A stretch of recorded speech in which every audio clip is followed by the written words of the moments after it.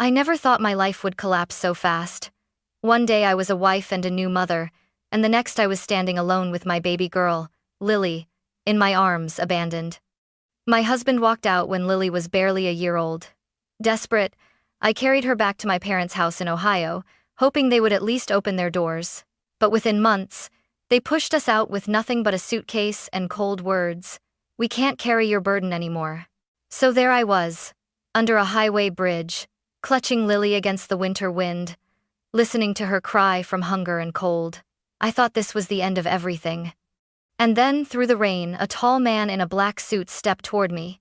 He stopped, looked me in the eye, and said words that froze me in place. "Sarah, I am your grandfather." When I look back, I can't even pinpoint the exact moment my marriage started to unravel. At first, everything seemed normal. David and I weren't wealthy, but we had enough. He worked long shifts at a small car parts factory in Columbus, while I stayed home with Lily, trying to stretch every dollar for rent, groceries, and diapers. I thought we were partners, surviving the struggle together. But slowly, I noticed the changes. David began coming home later, his phone always buzzing, his smile fading when he looked at me. I tried to believe it was just stress, the weight of bills and responsibility, but deep down, I knew something was breaking. One evening, after another exhausting day of feeding Lily, washing bottles, and pacing the apartment floor to rock her to sleep, I asked him, "Are we okay, David?" He barely looked up from his phone. "Yeah, fine."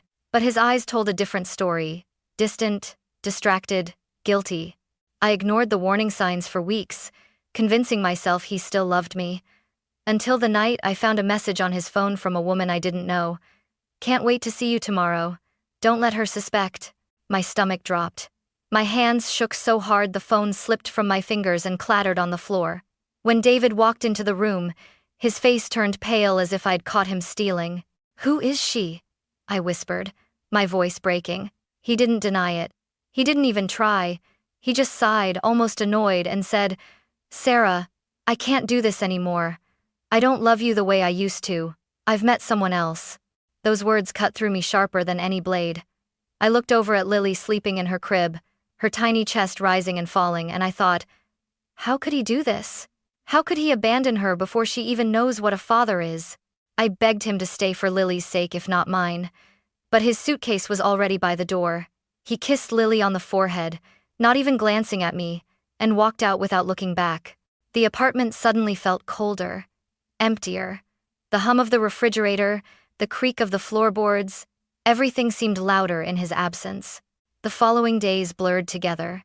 I tried to manage on my own, but the rent swallowed half of what I made from my part-time cashier job at a grocery store.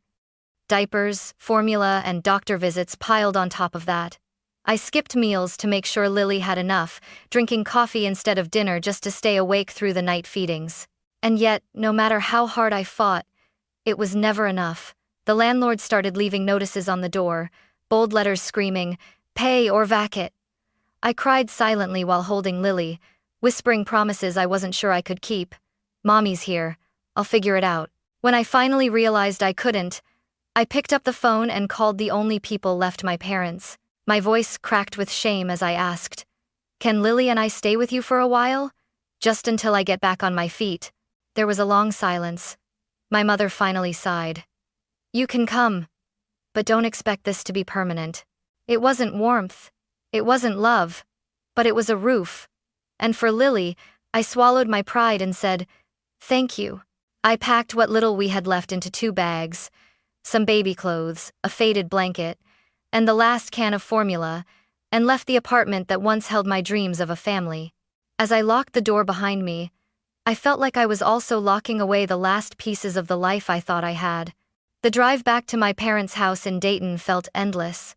I sat on the bus with Lily nestled in my arms, her tiny hand gripping my sweater as if she could sense my unease. I stared out the window at the gray skies, wondering if I had failed not just as a wife but as a mother. When we arrived, my mother, Carol, opened the door.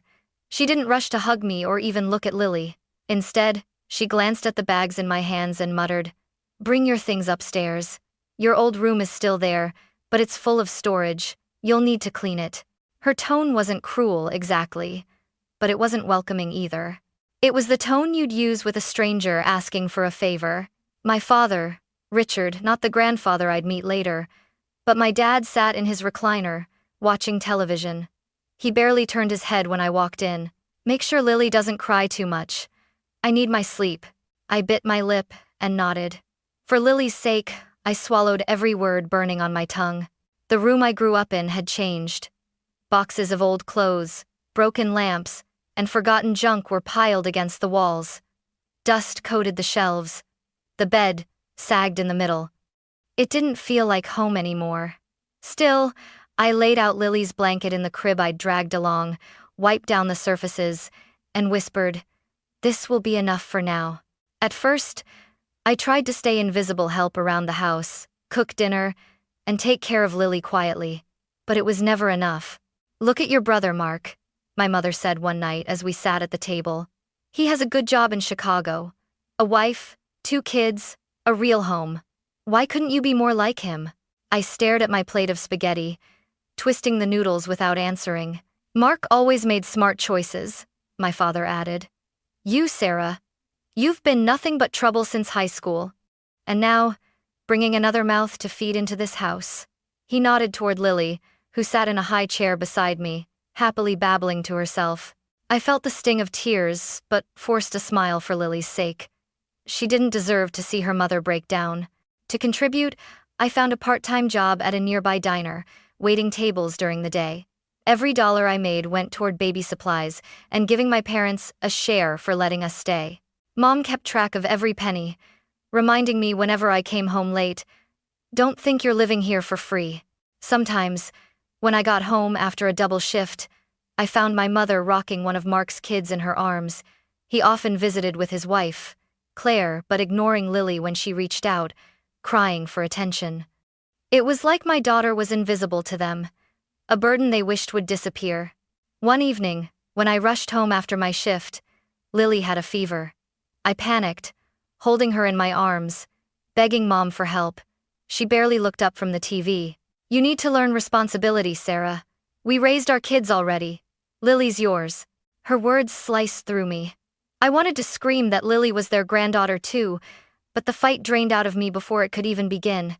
I rocked Lily through the night, whispering, "It's okay, baby. Mommy's here. We'll get through this, I promise." But deep down, I was terrified. Terrified that no matter how hard I worked, I'd never be good enough in their eyes. Terrified that they would one day decide Lily and I didn't belong at all. And as it turned out, I was right. The tension in my parents' house grew heavier with each passing week. Lily was growing, starting to crawl and babble more, but instead of celebrating her milestones, my parents treated every sound like an annoyance. One night, after a long shift at the diner, I walked in to find my mother scowling. Lily was crying for hours. "You need to teach her discipline. We can't live like this." "She's just a baby, Mom," I whispered, rocking Lily against my chest. "Mark's kids never cried this much," she snapped back. Claire knew how to raise children properly. The words stung. Claire, my brother's perfect wife, could do no wrong in their eyes. Whenever Mark and Claire visited, the house transformed into a warm, welcoming home. My mother cooked special meals, my father brought out his best stories, and laughter filled the rooms. But when it was just me and Lily, the house felt cold. I tried to keep peace. I scrubbed floors, washed dishes, paid them from my meager wages, and kept Lily as quiet as possible. But no matter what I did, it was never enough. Then came the night that changed everything. I was in the kitchen heating up a bottle for Lily when I overheard my parents talking in the living room. "We can't keep this up, Carol," my father said. "Sarah and the baby are taking up space. Mark and Claire visit every weekend now, and the kids need a room to stay in." "I know," my mother replied. "It's not fair to Mark that his children have to sleep on the couch when Sarah's sitting in that old room. She's an adult. She should be standing on her own by now." My heart pounded. I pressed my back against the wall, clutching the bottle, praying I'd misheard. But then my father's voice cut through the air like a knife. "We'll give her 2 weeks. After that, she has to go." The bottle slipped from my hands, clattering onto the floor. My parents looked up, startled, but I didn't wait to hear more. I scooped up Lily and ran to my room, tears blinding my eyes. 2 weeks. 2 weeks to figure out where to go, how to survive with no savings, no home, and a baby who depended on me for everything. That night, I couldn't sleep. I sat on the bed, holding Lily close, watching her tiny chest rise and fall. She was innocent, unaware of the cruelty around us. I kissed her forehead and whispered, "I won't let them take our dignity. I'll find a way." But inside, I was breaking. The days that followed were unbearable. My mother dropped hints at every opportunity. "Don't get too comfortable, Sarah. We need this house back for family." For family. The words echoed in my head like a cruel joke. Weren't Lily and I family too?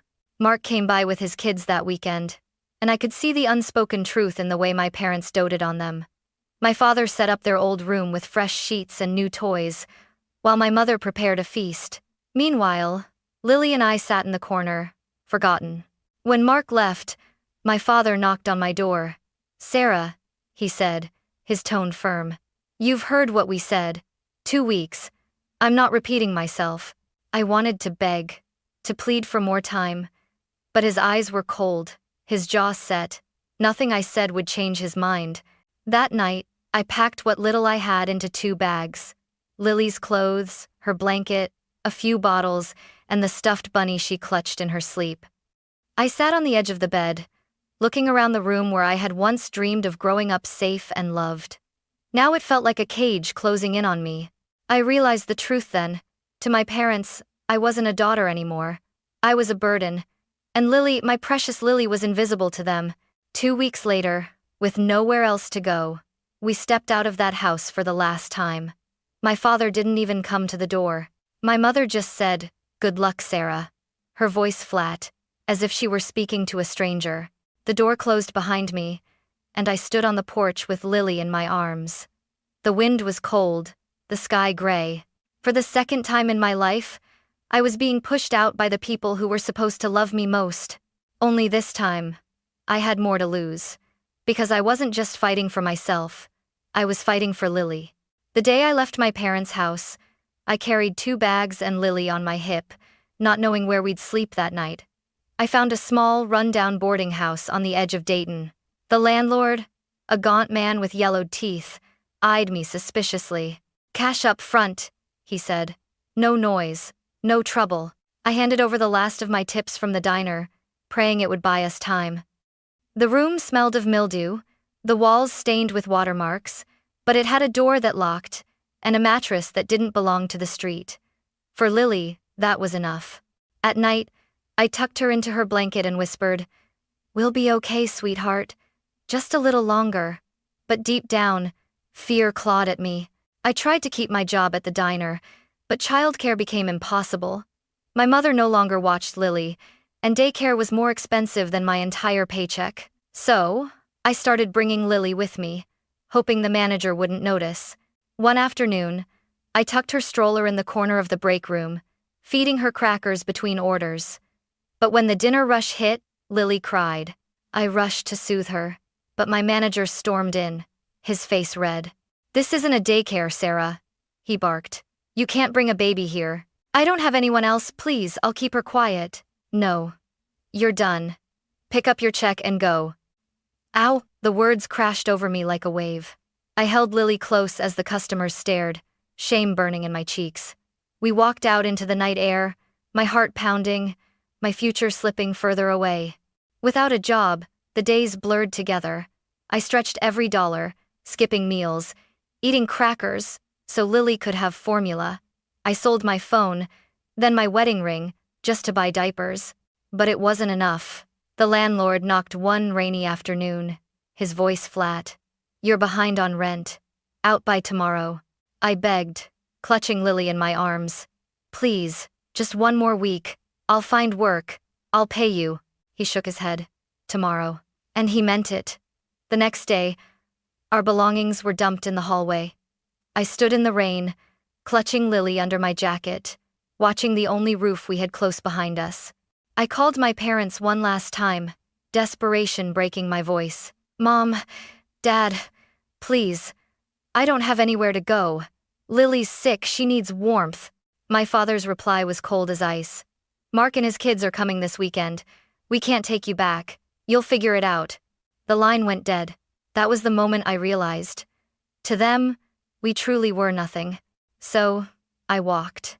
Through streets slick with rain, past glowing windows where other families sat around dinner tables. Each step felt heavier, but Lily's soft breaths against my chest kept me moving. By nightfall, we found ourselves under a highway bridge where other lost souls gathered, men huddled by fires in rusted barrels, women curled under thin blankets, children clutching stuffed animals gone gray with dirt. A man named Joe, a mechanic who'd lost everything, handed me an old tarp. "Keep her warm," he said gently, nodding toward Lily. I spread the tarp over us, holding her close. Her tiny body shivered against mine, and I whispered through tears, "Mommy's here. I won't let go."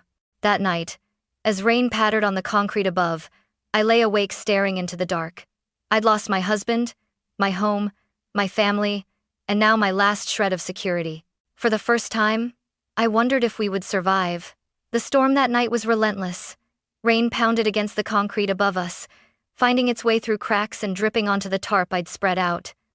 The wind howled through the underpass, cutting through my thin jacket. Lily whimpered against my chest, her cheeks damp and flushed with fever. I rocked her gently, whispering, "Shh, Mommy's here. Hold on, baby. Just hold on." My voice broke, but I forced myself to smile for her. Beside us, Joe and a woman named Maria, another soul lost to the streets, struggled to keep their small fire alive. Maria glanced over, her eyes filled with pity. She handed me a packet of crackers she'd been saving. "For the little one?" she said softly. I thanked her, my throat tightening with gratitude. But even as I fed Lily tiny pieces, the fear clawed at me. She needed warmth, real food, medicine, not scraps under a bridge. As the storm raged on, I closed my eyes and prayed. I hadn't prayed in years, but desperation makes you reach for anything. "Please, if there's anyone listening, give me a way out, for her." And then, through the sheets of rain, I saw movement. At first, I thought it was just another drifter, but as the figure drew closer, I realized he didn't belong here. He was tall, dressed in a black suit that seemed absurd in the downpour, and he carried a large umbrella. His polished shoes splashed in the puddles as he walked with purpose, scanning the shadows under the bridge. My heart raced. Strangers could mean danger. I pulled Lily closer, shielding her with my body. The man stopped a few feet away, lowering his umbrella. His face was lined with age, his silver hair plastered slightly by the rain, but his eyes sharp and blue pierced through the darkness. For a long moment, he just looked at us. Then, in a voice steady and warm, he said, "Sarah, I finally found you." I froze. "My name?" My voice shook as I demanded. "Who are you?" He stepped closer, his gaze softening as it fell on Lily. "My name is Richard Whitmore. I'm your grandfather." The words crashed over me like thunder. I shook my head. "No, that's not possible. My father told me you died years ago." Richard's lips curved into a sad smile. "That's what he wanted you to believe, but I'm very much alive, and I've been looking for you for a long time." I tightened my hold on Lily, suspicion boiling with confusion. "If you're really my grandfather, then where have you been? Why now when we're at our lowest?" He didn't flinch at the accusation. Instead, he crouched down so he was eye level with me, the rain dripping from his umbrella onto the concrete. "Your father, my son, betrayed me, Sarah," he said quietly. "He stole everything I had. He spread lies that I was gone, buried me with his silence. But I never stopped searching for you. When I heard what happened, your husband leaving, your parents casting you out, I knew I couldn't waste another day." His eyes glistened, but his voice stayed firm. "I will not let you or Lily suffer another night like this. Come with me.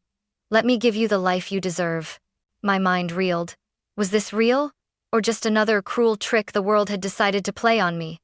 I searched his face for deceit, for the slickness of a con man, but all I saw were the lines of regret and a resemblance I couldn't ignore, the same piercing blue eyes my father had, only softer, kinder. The storm raged louder, wind whipping the tarp from above us. Lily cried, her tiny fists curling against my chest. I looked at her, my sweet baby girl shivering in my arms, and something inside me broke. We had nothing left. No home, no job, no family willing to love us. If this man was lying, I'd deal with the consequences. But if he was telling the truth, this was our only chance. I swallowed hard, meeting his gaze. If you're lying to me, I won't forgive you. Not for my daughter's sake. Richard nodded solemnly. You have my word, you'll never regret this. He stood, holding his umbrella over us. With trembling arms, I gathered our meager belongings and followed him out from under the bridge. Just beyond the road, parked at the curb, was a sleek black car, its headlights cutting through the rain. A driver in uniform opened the door, revealing leather seats, and my breath caught an infant car seat already installed. I slid inside, clutching Lily. For the first time in months, I felt warmth surround us. Lily stopped crying, her big eyes blinking in wonder as if she knew, instinctively, that life had shifted. As the car pulled away from the bridge, I glanced back at the torn tarp and soggy blankets we were leaving behind. My chest ached with disbelief. Maybe, just maybe, this was the miracle I had prayed for. The car ride felt like a dream. Warm air hummed through the vents, and the soft leather seat beneath me contrasted so sharply with the damp concrete we'd left behind. Lily nestled into the infant seat as if it had been waiting for her all along. For the first time in weeks, she drifted into a peaceful sleep without shivering. I stared out the window as the city lights blurred past, my mind racing. Who was this man really? Could I trust him? My heart wanted to believe, but years of betrayal had made me cautious. Still, the warmth, the safety, the way he looked at Lily with tenderness, something in me dared to hope. Hours later, we pulled up to a sprawling estate just outside Tampa, Florida. Even in the early dawn light, it looked like something out of a magazine. Cream-colored walls, red-tiled roofs, tall palm trees swaying in the breeze. A wrought iron gate swung open as the car approached, revealing manicured gardens and a fountain that glittered under the rising sun. I stepped out, holding Lily, my jaw slack. This is your home?" Richard smiled gently. "Our home now. Come inside." The moment we entered, the scent of fresh flowers and polished wood enveloped us. A grand chandelier sparkled overhead, casting warm light across marble floors.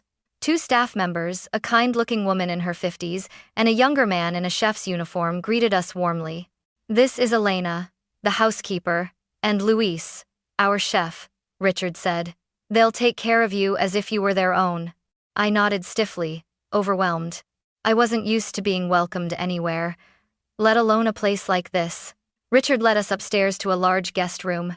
The bed was king-sized with crisp linens, and beside it stood a crib filled with soft blankets and brand-new toys. Sunlight streamed through tall windows, illuminating the room like a promise. I lowered Lily into the crib, her tiny hands clutching a stuffed bunny already waiting for her. For the first time since her birth, she smiled in her sleep. I pressed a hand to my mouth, tears spilling silently down my cheeks. "You don't need to cry anymore, Sarah," Richard said softly behind me. "You're safe now." Later that morning, a doctor arrived, a man named Dr. Ramirez, carrying a polished medical bag. He examined Lily thoroughly, listening to her breathing, checking her temperature. "She has a mild cold, but she'll recover quickly now that she's warm and cared for," he reassured me. Then he turned to me. "You, however, are exhausted, malnourished, and under tremendous stress. You need rest, Sarah. Real rest." His words made me realize how much I had been running on fumes, surviving from one crisis to the next. That evening, Luis prepared dinner: warm chicken soup, fresh bread, and a salad that tasted like heaven after months of cheap meals and skipped dinners. I ate slowly at first, almost afraid to believe it was real. But as the flavors settled into me, I felt strength return to my body. Lily drank a bottle of formula Luis had carefully prepared, her cheeks rosy again. Watching her coo contentedly, I whispered, "You deserve this, sweetheart. You deserve the world." Over the next few days, I started to exhale the fear I'd been carrying for so long. Every morning, I woke to the sound of birds in the garden instead of traffic on a highway. Elena helped me wash Lily's clothes, folding them neatly into drawers. Luis made breakfast with fresh fruit and warm bread. Richard never pushed, never demanded. Instead, he spent his mornings on the balcony, sipping coffee, inviting me to join. "Tell me about yourself, Sarah," he said one day. "Tell me everything you've endured. I want to know." And for the first time, I did. I told him about David's betrayal, my parents' cruelty, the sleepless nights under bridges, the hunger and shame. He listened without interruption, his eyes glistening with sorrow. When I finished, he reached across the table and placed his weathered hand over mine. "You've suffered enough. From now on, you will not walk alone. I promise you that." I wanted to believe him. A part of me still held back, still afraid of another cruel twist. But as I looked around the crib where Lily slept soundly, the warm food on the table, the steady presence of this man who called himself my grandfather, I felt something stir inside me. For the first time in years, it was hope. When Richard first suggested I join his real estate company, I almost laughed. Me? A single mother who had spent the past year begging for shelter, who had no degree, no polished resume, no self-confidence left. But he insisted gently, "Sarah, you know about life. You've survived storms no classroom could teach. That kind of strength, that's what people trust." So I tried.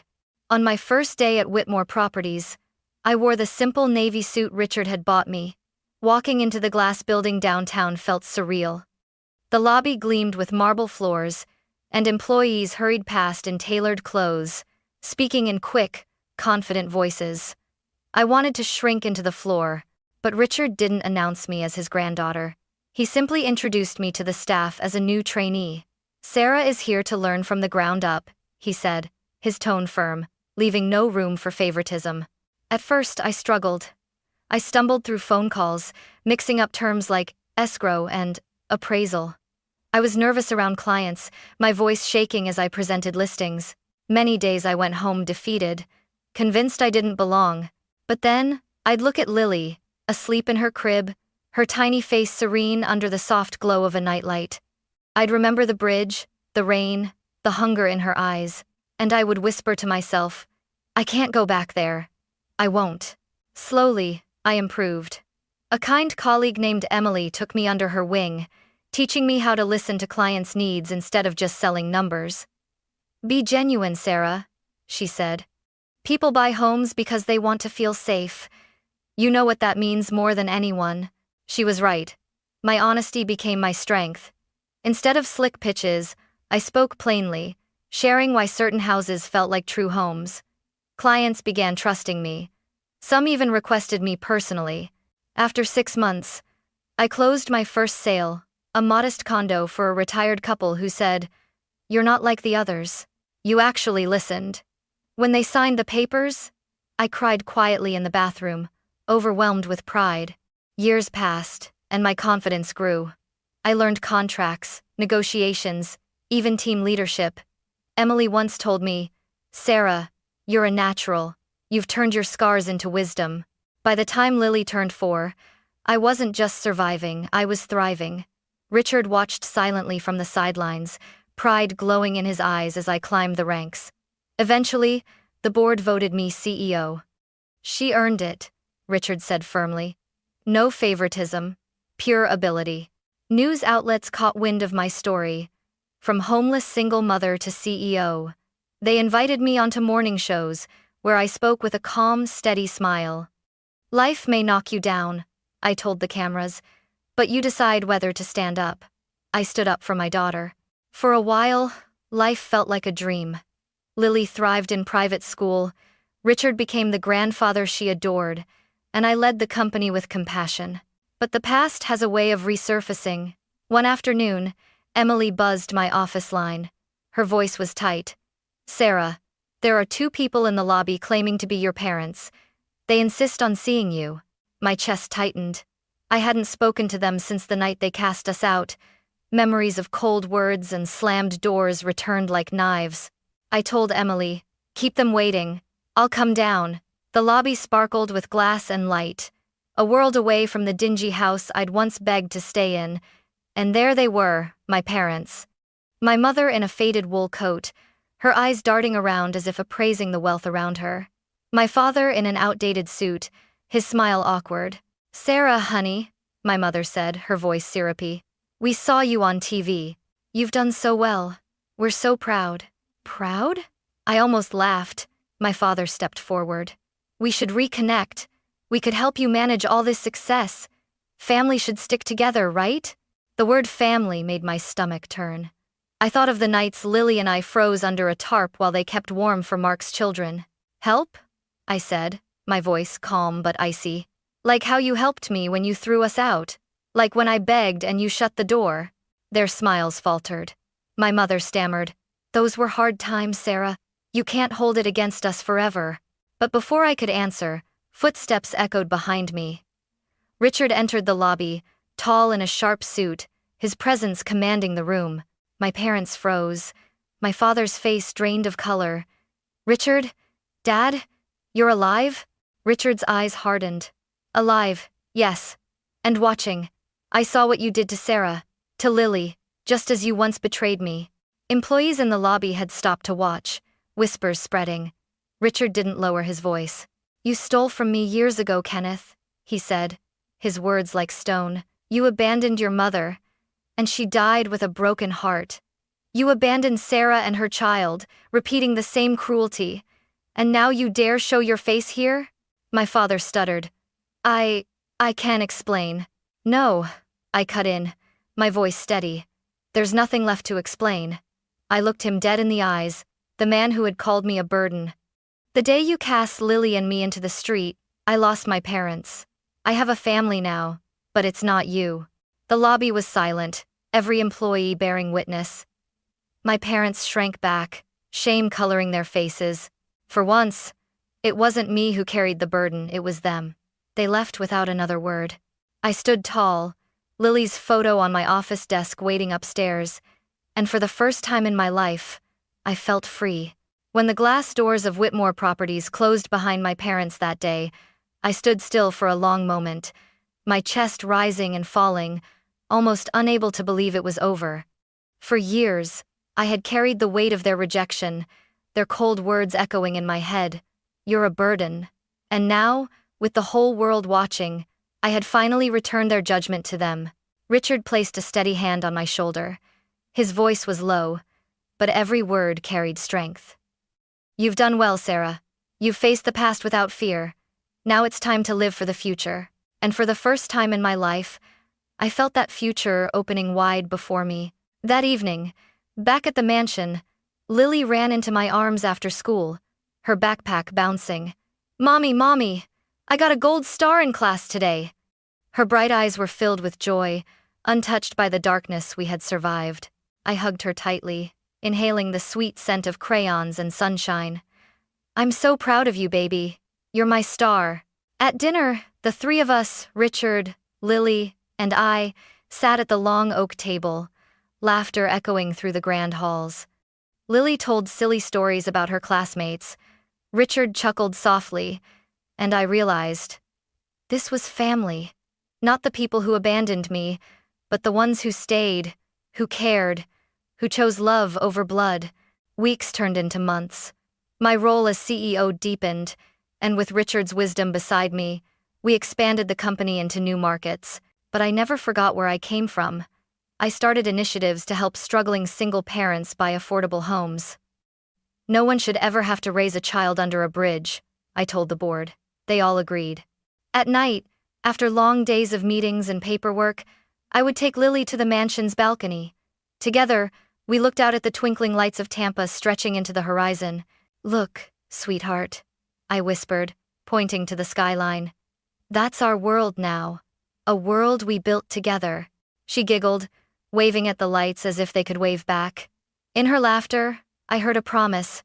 She would never know the fear, the hunger, the cold that I once endured. Richard often joined us, leaning on his cane, his eyes misty with pride. "You've given me back something I thought I lost forever," he said one evening. "Hope, legacy, family. And I understood then that his redemption was intertwined with mine. He had been betrayed by his son, just as I had been betrayed by my parents.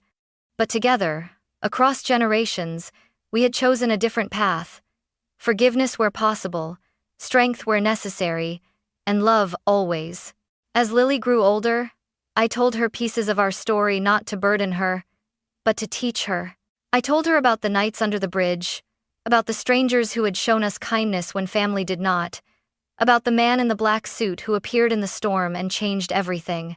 She listened with wide eyes, sometimes frowning, sometimes smiling, always ending with the same words. "I'm glad you never gave up, Mommy." Those words became my anchor. Years later, when Whitmore Properties hosted a charity gala, I stood on stage with Lily and Richard by my side. Looking out at the crowd, I shared the truth. I once thought my life was over, that failure defined me. But life doesn't end when you fall, it begins when you rise. Family is not always blood. Family is love, responsibility, and the people who stand with you when the world turns away.